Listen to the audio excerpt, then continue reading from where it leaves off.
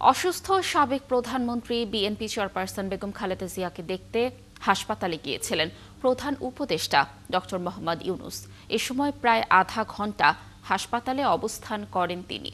পরিবার ও দলের নেতাকর্মীদের ধৈর্য ধারণের আহ্বান জানিয়ে সরকারের পক্ষ থেকে সব ধরনের সহযোগিতার আশ্বাস দেন প্রধান উপদেষ্টা। আরও জানাচ্ছেন নিবিড় সাহা।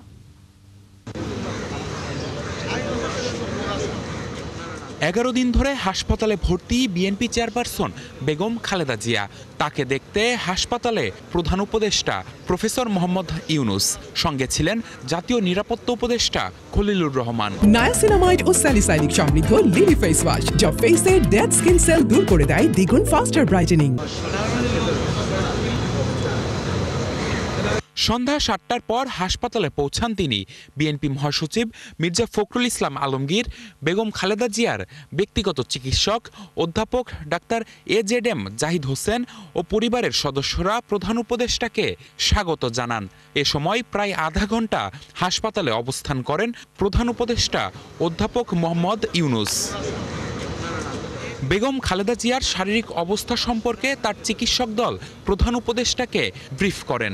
এ সময় তিনি বেগম খালেদা জিয়ার পরিবার ও দলের নেতাকর্মীদের ধৈর্য ধারণের আহ্বান জানান। সরকারের পক্ষ থেকে সব ধরনের সহযোগিতার আশ্বাসও পুনর্ব্যক্ত করে দেশবাসীর কাছে দোয়া চান প্রধান উপদেষ্টা অধ্যাপক মোহাম্মদ ইউনুস। নিবিড় সাহা, ৭১, ঢাকা।